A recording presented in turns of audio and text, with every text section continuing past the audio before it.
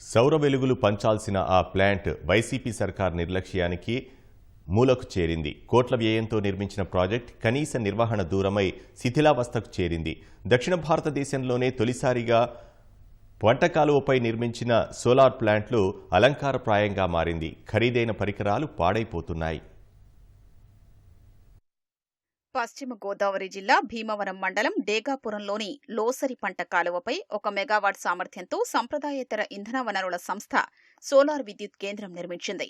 దేశంలో గుజరాత్లో తొలిసారిగా పంట కాలువపై విద్యుత్ యూనిట్లు ఏర్పాటు చేయగా అక్కడి ప్రయోగాన్ని పరిశీలించిన రాష్ట్ర అధికారులు లోసరి పంట కాలువపై దీన్ని ఏర్పాటు చేశారు. 7,31,00,000తో పనులు పూర్తి చేసి స్థానిక సబ్స్టేషన్కు ఈ ప్లాంటును అనుసంధానం చేశారు. కాలువకు ఇరువైపులా గట్ల మీద పునాదులు వేసి కాలువ మీద సోలార్ ప్లేట్లు అమర్చారు. నీటి ప్రవాహానికి ఎలాంటి ఆటంకమూ లేకుండా స్థలాన్ని చక్కగా వినియోగించారు. వాతావరణ మార్పులకు అనుగుణంగా సూర్యుడి దిశను బట్టి మార్చుకునేలా సోలార్ పలకలు అమర్చారు. దక్షిణ భారతదేశంలో ఇది ప్రథమది.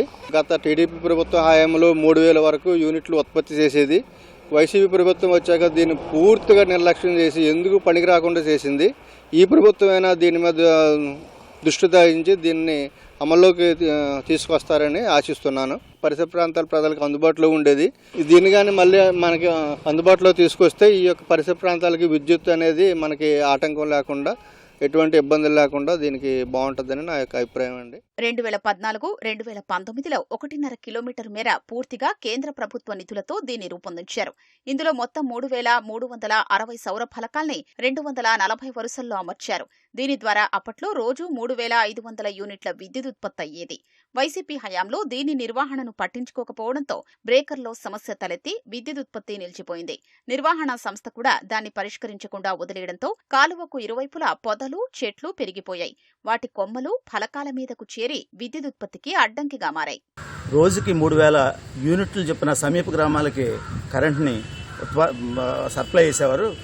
అది గత గవర్నమెంట్ వైఎస్ఆర్సీపీ గవర్నమెంట్ వచ్చిన దాన్ని పట్టించుకోకుండా వదిలివేయడంతో సుమారు 3-3.5 సంవత్సరాల నుంచి అది ఏ విధంగానూ అందుబాటులో లేకుండా శిథిలావస్థలో ఉంది. చుట్టుపక్కల గ్రామాలన్నీ విద్యుత్ లో వోల్టేజ్తోనూ విద్యుత్ లోపంతో చాలా ఇబ్బందులు పడుతున్నాం. ఈ గవర్నమెంట్ అయినా దాన్ని వినియోగంలోకి తీసుకొస్తే మా తీర గ్రామాల్లో లో వోల్టేజ్ సమస్య, కరెంటు ఇది లేకుండా ఉంటుందని ఈ గవర్నమెంట్ తగు చర్యలు తీసుకుంటే బాగుంటుందనే ఉద్దేశంతో కోరుకుంటున్నాం.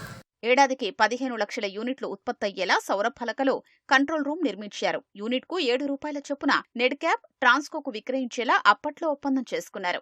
7 ఏళ్ల వ్యవధిలో పెట్టుబడి తిరిగొచ్చేలా తరువాత 20 ఏళ్ల వరకు వచ్చే ఆదాయమంతా నెడ్క్యాప్కు లాభంగా మిగిలేలా ప్లాంటు నిర్మించారు. ఇలాంటి ప్రాజెక్టును తిరిగి గాడిన పెట్టారని స్థానికులు కోరుతున్నారు. దాదాపు 7,30,00,000 వ్యయంతో నిర్మించిన ఈ సోలార్ పవర్ ప్రాజెక్టును ఆ తర్వాత వచ్చిన వైసీపీ ప్రభుత్వం పూర్తిగా పక్కన పెట్టేసింది. 5 ఏళ్ల పాటు ఎలాంటి కార్యకలాపాలు సాగించకపోవడంతో పిచ్చి మొక్కలు మొలిచి పూర్తిగా శిథిలావస్థకు చేరుకుంది. ప్రస్తుతం కూటమి ప్రభుత్వంలో అధికారంలో ఉన్న నేపథ్యంలో ఈ ప్రాజెక్టును అందుబాటులోకి తీసుకువచ్చి గ్రామాల్లో చీకట్లను తొలగించాలని ఇక్కడి స్థానికులు కోరుతున్నారు. కెమెరామన్ రమణతో ఉమామహేష్, ఈటీ న్యూస్, పశ్చిమ గోదావరి జిల్లా భీమవరం నుంచి.